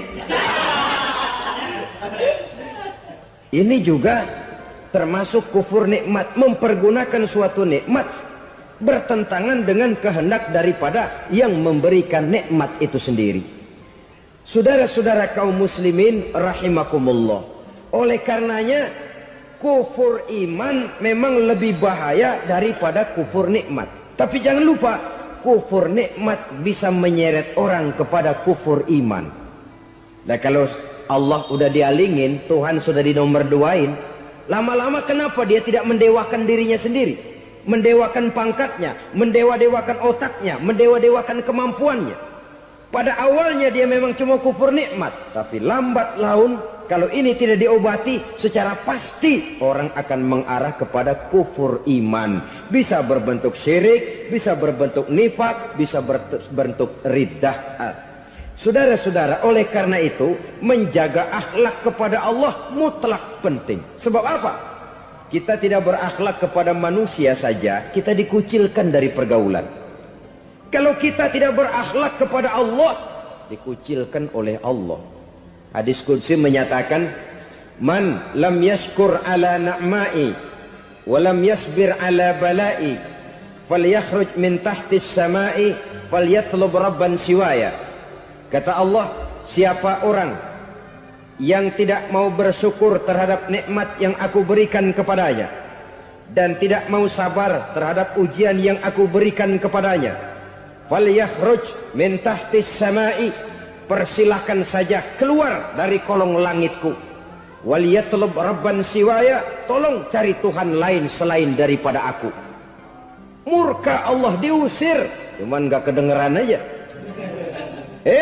Siapa yang tidak mau syukur terhadap nikmatku, siapa yang tidak mau sabar terhadap ujian yang aku berikan kepadanya, persilahkan keluar dari kolong langitku ini, cari Tuhan lain selain aku. Langit Tuhan yang punya, Tuhan kita lawan, diusir dari kolong langit, mau pindah ke kolong mana?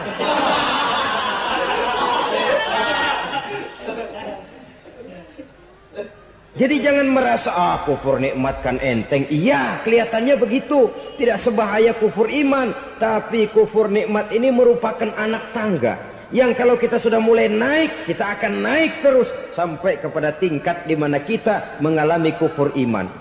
Kalau sudah ke sana, maka akhlak kita kepada Allah terkenalah erosi, terkena polusi, hancur akhlak kepada Allah, dan itulah sumber kesengsaraan abadi. Kalau cuma kita tidak berakhlak kepada manusia, barangkali resikonya cuma kehidupan di dunia ini. Mungkin juga ada kehidupan akhirat, tapi kalau sudah tidak berakhlak kepada Allah, dunia akhirat kita rugi dan celaka. Maka pada kesempatan ini saya mengajak, marilah jaga baik-baik akhlak kita kepada Allah. Satu kali kita bertauhid, sampai mati kita bertauhid. Satu kali la ilaha illallah, jangan tergelincir lagi kita keluar daripada kalimat itu. Satu kali kita bertuhankan Allah, jangan bertuhan yang lain selain daripada Allah. Jangan sekutukan Allah, jangan samakan Allah dengan sesuatu, jangan mengangkat yang lain sama agungnya dengan Allah. Sebab dengan demikian kita seolah-olah sudah mengotori akhlak kita kepada Allah Subhanahu wa ta'ala. Saudara hadirin yang saya hormati, jadi oleh karenanya akhlak kita kepada Allah merupakan basis daripada kehidupan beragama. Kalau itu sudah mulai rapuh, mulai terkena erosi dan polusi, mulai rusak, dikhawatirkan nanti nilai ibadah kita kepada Allah juga akan turut ambruk karenanya. Saudara-saudara kaum muslimin rahimakumullah, tugas yang kedua memperbaiki akhlak manusia kepada sesama manusia. Kita tahu Islam sesuai dengan namanya adalah agama damai. Maka akhlak manusia kepada sesama manusia menempati porsi yang penting dalam kehidupan beragama. Bagaimana seorang muslim bergaul, bertata krama terhadap sesama manusia. Mari kita lihat lebih jauh persoalannya. Untuk memudahkan pembicaraan dari kacamata agama, kita kelompokkan saja manusia itu dalam dua. Pertama yang seiman dan yang kedua yang tidak seiman. Yang tidak seiman itu kita sebut saja kufur atau kafir. Nah, kepada yang kafir pun kita diajarkan untuk berakhlak.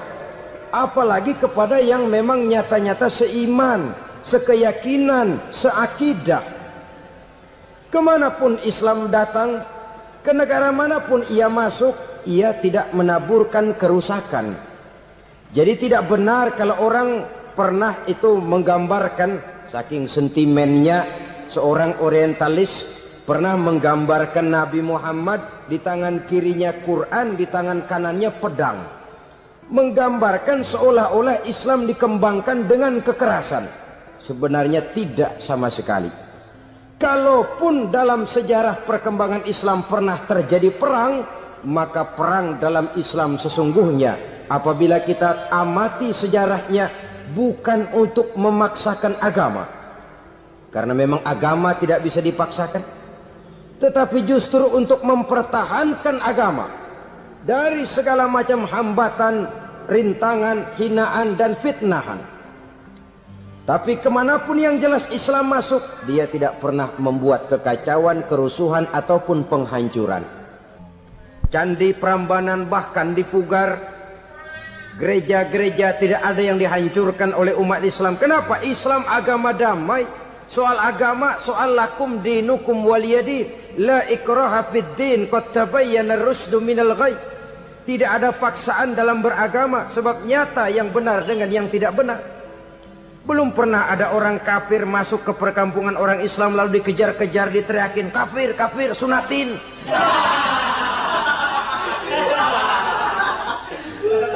Belum pernah.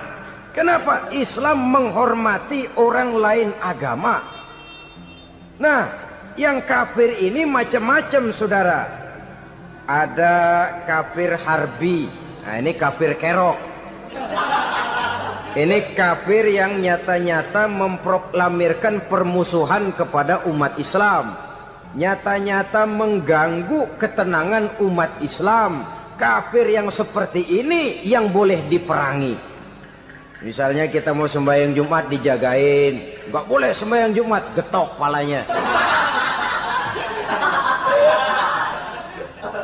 Kafir harbi artinya tantangan perang datang dari mereka, bukan kita yang mulai, mereka yang buka front. Prinsipnya umat Islam tidak boleh mencari-cari musuh, tapi pun tidak boleh lari kalau ketemu musuh. Musuh jangan dicari, ketemu jangan lari. Karena itu kesan seolah-olah umat Islam ini teroris, umat Islam ini destroyer, umat Islam ini sering menimbulkan keonaran, kerusakan. Sungguh satu fitnahan yang sangat keji. Umat Islam adalah umat yang cinta damai. Islam di masa perkembangannya masuki Eropa melalui Selat Gibraltar, Jabal Tariq, memasuki Spanyol. Islam tidak pernah meruntuhkan gereja. Islam tidak pernah membunuh orang-orang Nasrani. Bahkan Islam mewariskan peradaban dan kebudayaan yang begitu tinggi nilainya di bidang ilmu pengetahuan. Sampai ketika itu Barat banyak mengkaji ilmu pengetahuan dari dunia Islam. Buku-buku berbahasa Arab diterjemahkan ke bahasa Yunani, dipelajari oleh para cendekiawan di negeri barat sana. Mereka mengambil manfaat yang banyak dari masuknya Islam ke Eropa. Sementara gereja tetap berdiri dengan megahnya. Kuil-kuil tempat peribadatan tidak satupun yang diusik-usik. Kenapa? Islam agama yang cinta damai. Asal dia tidak diganggu, asal kehormatannya tidak dihinakan. Jadi kafir harbi, kafir yang nyata-nyata nantang perang, ngajak berkelahi. Itu kafir yang nyari penyakit. Kafir harbi ini boleh diperangi dengan catatan mereka yang memang mulai. Yang kedua, kafir zimmi. Kafir zimmi, kafir yang hidup di tengah mayoritas muslim, tapi mereka mau hidup dengan aman, damai, tenang. Mereka wajib dilindungi. Bahkan Nabi pernah memberikan satu jaminan, man azazimiyan faqad azani. Siapa yang mengganggu orang kafir zimmi sama saja dengan mengganggu saya. Kehormatannya dijaga, harta bendanya dilindungi, anak istrinya pun dilindungi. Dan ini jadi kenyataan. Saudara bisa lihat di negara-negara yang mayoritas penduduknya beragama Islam, orang-orang kafir di luar Islam hidup dengan tenang, aman, damai. Di Saudi Arabia, di luar tanah haram, di luar Mekah dan Madinah, banyak orang-orang kafir mencari nafkah. Mereka tenang, aman, dilindungi undang-undang. Begitu di Mesir, begitu di negara Indonesia yang berdasarkan Pancasila ini. Kehidupan beragama menimbulkan gairah, rukun, tenang, aman, damai, sepanjang tidak saling ganggu, tidak saling usik, menghargai orang yang sudah beragama, tidak menjadikan penganut suatu agama sebagai sasaran dari dakwah agama lainnya. Saudara-saudara kaum muslimin rahimakumullah. Jadi memang oleh Al-Quran kita dianjurkan asyidda 'alal kuffar ruhama bainahum.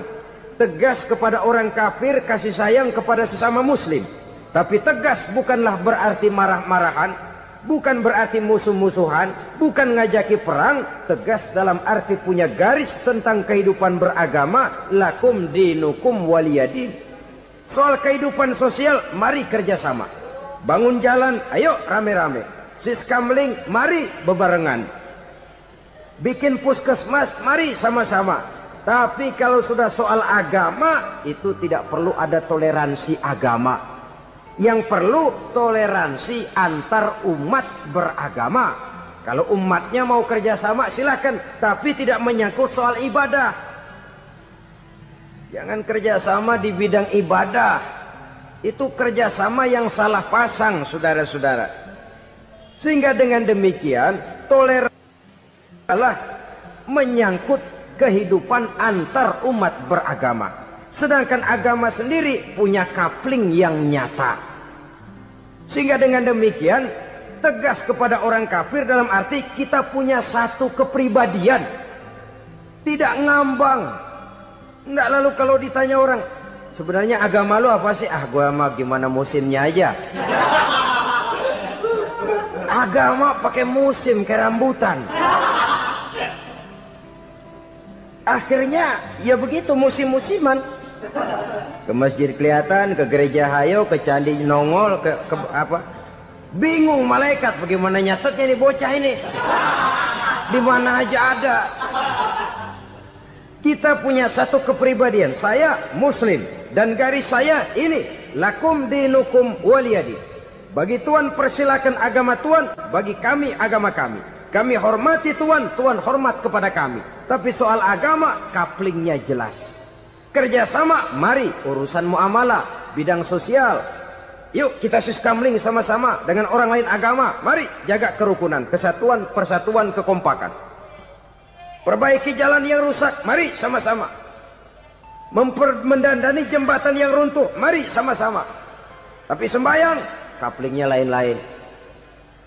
Sebab Nabi juga dulu pernah ditawarkan begitu loh sama kafir jahiliyah dulu, Quraisy itu. Sudah Muhammad, sekarang begini saja, kita join aja daripada marah-marahan. Hari ini saya oke, menyembah Tuhanmu Allah. Besok gantian kamu menyembah Tuhan kita, Latta, Uzza, Manat dan Hubal. turun, qul ya ayyuhal kafirun la a'budu ma ta'budun. Soal ibadah kaplingnya jelas, tidak boleh dicampur adukkan. Sebab kalau tidak, kita akan mulai kehilangan identitas diri, dan disitulah krisis kehidupan keyakinan beragama dimulai dari krisis identitas. Hujan gede kan mulainya gerimis dulu. Di mana-mana ya gerimis dulu. Gerimis makin lama makin gede. Kita akan mulai dengan kehilangan identitas diri. Dari sana nanti kita malu mengakui keislaman kita. Kalau orang Islam malu mengakui keislamannya, ini kan ironi, menyedihkan. Ngakui Islamnya saja malu, menonjolkan keislamannya malu. Tidak ada rasa bangga beragama. Padahal ini modal dasar. Hanyalah dengan rasa bangga beragama kita lalu konsekuen. Bukan bangga yang tidak konsekuen. Wah, pokoknya kan gua kan Islam. Agama yang paling benar. Tapi hidupnya sendiri jauh dari tuntunan Islam. Itu bangga yang tidak beralasan. Bangga yang tidak perlu dibanggakan sebenarnya. Kebanggaan yang membuat kita konsekuen dan dekat dengan kehidupan beragama. Jadi dengan demikian saudara-saudara, kepada non-muslim kita juga harus berakhlak. Bukankah ini sudah dicontohkan oleh Rasul? Bagaimana beliau disambiti orang di Taif, yang menyambiti malah didoakan. Bagaimana Suraqah mau membunuh beliau, malah Suraqah didoakan. Bagaimana Abu Jahal dan Abu Lahab saking mangkalnya. Ini Abu Jahal pernah gali lubang di kamarnya sendiri, di depan tempat tidurnya.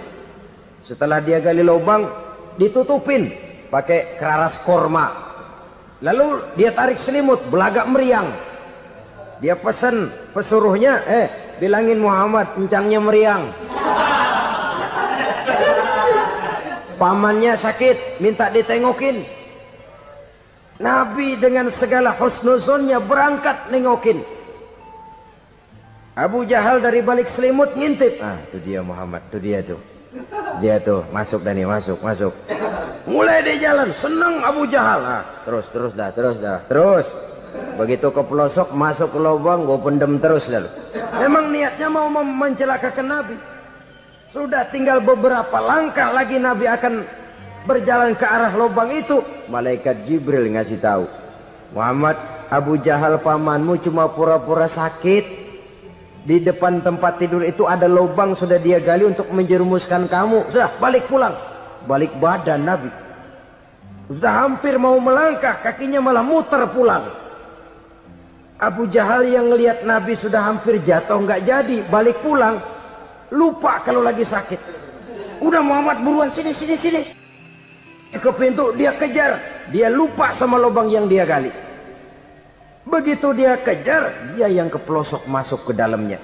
Sejak saat itu ada pepatah, man hafara hufratan waqa'a fiha. Siapa yang suka nggali lubang, dia sendiri bakal terpelosok ke dalamnya. Jatuh dia ke lubang yang dia gali. Padahal ya paling banter 2 atau 3 meter paling dalam. Dari dalam lubang itu dia teriak-teriak, Muhammad, tolongin, pamanmu kecebur. Kasih tahu Muhammad, kasih tahu, datang lagi lah pesuruhnya. Muhammad, pamanmu Abu Jahal kecebur, minta tolong diangkatin. Sudah diulur tambang, habis sambung lagi, nggak bisa sampai. Masa iya, cuma kamu yang bisa nolong. Apa yang dilakukan Nabi? Balik mau nolongin. Akhlak. Kita kalau ada orang gali lubang buat nyeburin kita, dia sendiri yang kecebur. Gorok gua kagak lemin loh. Mati sekalian dah. Nabi mah enggak, balik nolongin tuh Abu Jahal. Kenapa paman kecebur? Iya Muhammad, tolong, tambang udah diulur-ulur, sambung-sambung nggak sampai. Aduh kasihan paman, nih pegang tangan saya. Nabi cuma ulurin tangan, nyampe dipegang oleh Abu Jahal. Diangkat ke atas. Nyampe atas, apa kata Abu Jahal? Tambang bergulung-gulung nggak nyampe, kamu cuma pakai tangan doang kok bisa Muhammad, hebat banget sihirmu. Mukjizat dia bilang sihir, udah ditolongin nyelak lagi, kan yang enak kita injak palanya. Orang dulu bilang wah katanya nolongin anjing kejepit, udah selesai ditolongin malah yang nolong digigit. Saudara hadirin yang saya hormati, kepada orang-orang kafir kita harus berakhlak, menghormati mereka, tidak memaksakan satu keyakinan dalam batas-batas yang ditolerir oleh agama, yaitu pada masalah-masalah sosial dan muamalah. Itu kepada non-muslim, apalagi kepada sesama muslim. Baik akhlak kepada orang tua, akhlak kepada guru, akhlak kepada jiran atau tetangga, itu semua termasuk dalam akhlak kepada sesama manusia.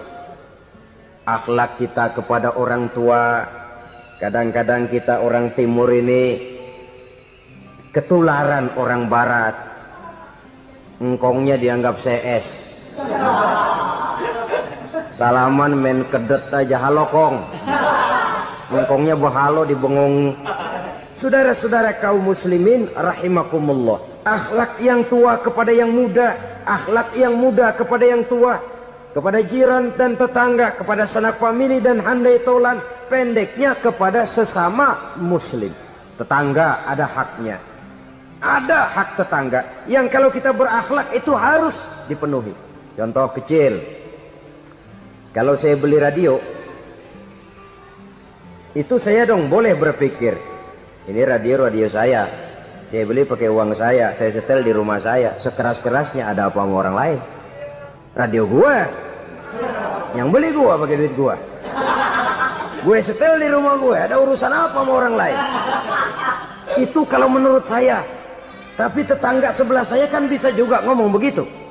Mata gue, yang ngantuk gue tidur di rumah gue, kenapa suara radio lu masuk kemari? Ketika itulah lalu kebebasan saya nyetel radio dibatasi oleh kebebasan tetangga saya yang mau tidur. Ini sudah akhlak namanya. Umpamanya lagi ada Nabi ajarkan, iza tobakhta maraqatan fa'akthir ma'aha wa ta'ahad jiranaka. Kalau kamu masak sayur, banyakin kuahnya, bagiin tetangga kamu. Bukan bagiannya itu yang jadi soal, tapi akhlak kepada tetangga. Udah tahu tetangganya kelaparan, diseksa, goreng ikan asin, se-RW baunya ngayap, kembang kempis orang nungguin. Saudara hadirin ma'asyiral muslimin rahimakumullah. Jadi dengan demikian, kalau sudah kembali kepada orang-orang yang nilai imannya sama dengan kita, apapun organisasinya, apapun baju yang mereka pakai, kaos yang mereka pakai, jaket yang mereka pakai, kalau sudah seakidah, seiman, jaga akhlak kita. Pendapat boleh berbeda, kaos boleh tidak sama, jaket boleh beraneka warna, bendera boleh beragam-ragam, tapi ukhuwah Islamiyah ini utamakan. Adalah lebih baik mencari persamaan dalam kehidupan dan bukan memperbesar perbedaan. Hanyalah dengan mengembangkan nilai-nilai akhlak semacam ini, toleransi tidak hanya diperlukan kepada yang non-muslim, kepada sesama muslim pun toleransi. Artinya apa? Jangan memponis amalan orang lain. Yang usoli, yang tidak usoli, berjalanlah menurut keyakinannya masing-masing. Jangan lalu memponis, itu namanya nggak toleransi. Kamu nggak pakai usoli ya? Enggak. Brengsek. Kamu pakai usoli ya? Iya. Bidah. Lah dua-duanya kagak yang benar. Kalau yang sembahyang kagak benar, bagaimana yang kagak sembahyang? Apa itu yang benar? Toleransi, setuju dengan perbedaan pendapat, jangan memponis amalan orang lain. Karena kita hanya beramal, hak menerima adalah Allah Subhanahu wa ta'ala. Jangan sebentar-bentar mencap bidah, dolalah, finnar, neraka. Kayaknya neraka kapling orang tuanya kali. Gampang bener masukin orang ke neraka. Kita kadang-kadang bisa toleransi dengan orang luar, tapi kepada sesama muslim toleransi tidak sanggup kita adakan. Mengklaim merasa kita yang benar, orang lain salah semua, itu tidak toleransi namanya. Mentang-mentang jadi ustadz, nih satu-satunya ustadz di sini ya, semuanya mesti ngaji kemari. Kalau nggak ngaji kemari, Islamnya kurang tapi benar. Toleransi. Saudara-saudara kaum muslimin rahimakumullah, lapang dada menghargai orang yang berbeda pendapat, apalagi kalau perbedaan pendapat itu menyangkut hal-hal yang tidak prinsipil, menyangkut hal-hal yang sekunder dalam kehidupan beragama, menyangkut masalah-masalah yang dalam bahasa fikih disebut soal-soal furu'iyah. Tidak usah menyebabkan kita bersih tegang. Kepala sama hitam pendapat boleh berbeda dan halal. Bahkan Nabi mengatakan ikhtilafu ummati rahmatun. Perbedaan pendapat di kalangan umatku bahkan menjadi rahmah, sepanjang perbedaan pendapat itu diiringi dengan rasa toleransi. Tapi kalau sudah main baku hantam, main klaim, memponis orang lain, akhirnya timbullah keretakan. Jangan heran kadang-kadang satu masjid dua kelir. Ya soal kelir boleh kelar-kelir, boleh kelar-kelir. Tapi kalau harus terlalu mencolok menyebabkan timbulnya keretakan, saya kira yang akan turun bukan lagi rahmah tapi bala. Bala akan menimpa kita, jatuh kita menjadi umat yang lemah. Oleh karena di antara kita sendiri, sesama kita tidak pandai bertoleransi, tidak lapang dada. Ada anak muda kelihatannya mau majuan dikit, yang tua curiga. Nah, kalau dia maju pasaran gua bangkrut dong nih. Lalu ditekan tuh anak ditekan melejit. Kadang-kadang yang tua maksudnya baik, mau memelihara, yang muda salah terima. Kan tua kejemur. Dari dulu sampai sekarang gitu-gitu doang. Anak kemajuannya. Padahal yang tua barangkali maksudnya juga baik, mau memelihara. Sebenarnya kalau kita bisa mencoba mencari titik temu dengan alur komunikasi, tidak merasa diri yang paling benar, tapi toleransi, boyak menerima pendapat orang lain, setidaknya mau mendengar omongan orang. Yang susah kalau udah kena penyakit nggak mau ngerti omongan orang, nggak mau nerima pendapat orang. Kodok di kolong tempayan, cukeng kayu asem, asal ijo udah ijo aja ijo dah. Nggak ngerti omongan orang, yang kayak begini yang orang jadi kesandung. Oleh karena itu saudara-saudara, alangkah nikmatnya kehidupan ini apabila kita menyadari kita ini ummatan wahidah, satu umat yang satu, yang diikat dengan akidah. Kalau kepada yang non muslim saja kita diajarkan untuk berakhlak, apatah lagi kepada yang seiman, seakidah, sekeyakinan. Wajarkah perbedaan pendapat yang kecil-kecil lalu menyebabkan kita bertolak belakang, cerai-berai, centang perenang? Bila bertemu di jalan yang satu menyisih ke kiri, yang lain menyingkir ke kanan. Kalaupun juga bercampur di tengah kumpulan orang banyak, persis air dengan minyak. Yang atu melengos, yang atu madep mojok. Orang lain senyum, dia mau pada manyun. Saudara-saudara kaum muslimin rahimakumullah, realita ini walaupun tidak enak, pahit, tapi masih hidup di sebagian masyarakat kita. Ini yang perlu kita atasi. Soal toleransi kepada orang lain, sejarah sudah membuktikan. Mari kita jangan cuma bisa mengajak orang lain, umat lain untuk bertoleransi dengan kita, tapi kepada sesama kita. Toleransi ini perlu kita tegakkan, perlu kita bina. Terutama di dalam kita menuju bentuk ideal daripada konsep ukhuwah Islamiyah ini, yang memang selalu kita akan cari bentuk-bentuk idealnya sejalan dengan perkembangan situasi dan kondisi yang dihadapi oleh umat. Perbedaan organisasi, perbedaan kepentingan organisasi tidak seharusnya menyebabkan kita merasa meremehkan orang lain dan mengangkat diri, mengklaim diri sebagai yang ter. Jadi dengan demikian, apabila yang pertama tadi akhlak kepada Allah dinamakan hablum minallah, maka yang kedua ini merupakan hablum minan nas. Jikalau baik akhlak kita kepada Allah, baik akhlak kita kepada manusia, nikmat rasanya menjalani kehidupan. Kadang-kadang orang akhlaknya kepada manusia baik, tapi kepada Allah tidak baik. Hormat sama yang tua, menyayangi yang muda, sama tetangga rukun, tapi sama Tuhan nggak mau sujud.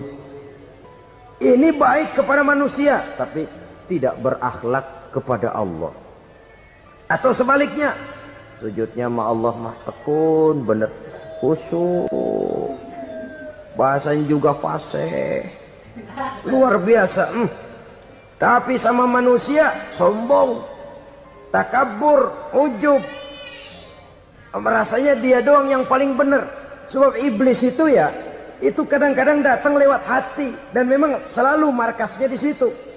Kalau dia tidak bisa menggoda kita dengan yang lain, dia tumbuhkan sifat ujub. Dia bisikin, wah, memang di kampung ini yang paling banyak ibadahnya ente. Yang lain mana, lihat tuh kerocok semua.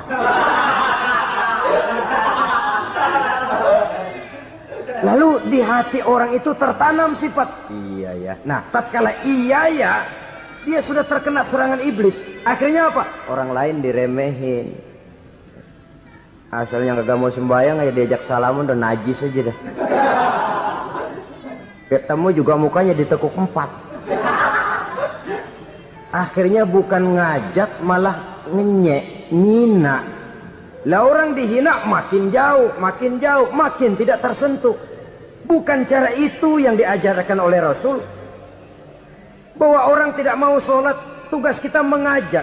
Soal dia tidak sholat, ya itu dosa dia kepada Allah. Saudara-saudara kaum muslimin, ujub disuntikkan oleh iblis ke dalam hati kita. Sujudnya kepada Allah benar, tapi akhlaknya kepada sesama manusia. Merasa paling benar sendirian, merasa orang lain salah semua. Pokoknya kalau di luar lingkungannya udah kagak bener aja udah bahaya. Saudara-saudara, ini juga penyakit yang disuntikan oleh iblis. Sebab iblis itu tipu dayanya luar biasa, strateginya lihai. Makin tinggi kualitas iman, ya makin berat upaya iblis untuk menjerumuskan kita. Karenanya saya mengajak, marilah kita bertoleransi. Baik kepada non-muslim, lebih-lebih lagi kepada sesama muslim yang kebetulan berbeda baju, berbeda kaos, berbeda organisasi, lain bendera yang dibawanya.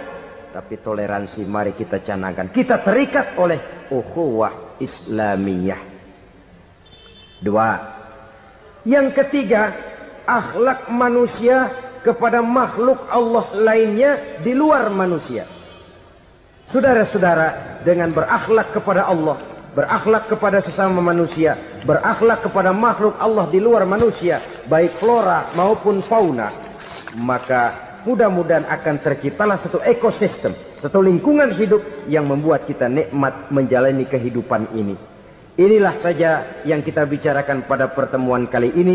Marilah kita membina nilai-nilai akhlak walaupun berat tantangannya. Sungguh lebih baik rakyat rendah yang berakhlak tinggi daripada pejabat tinggi yang berakhlak rendah. Karena nilai manusia pada akhirnya ditentukan oleh akhlaknya itu.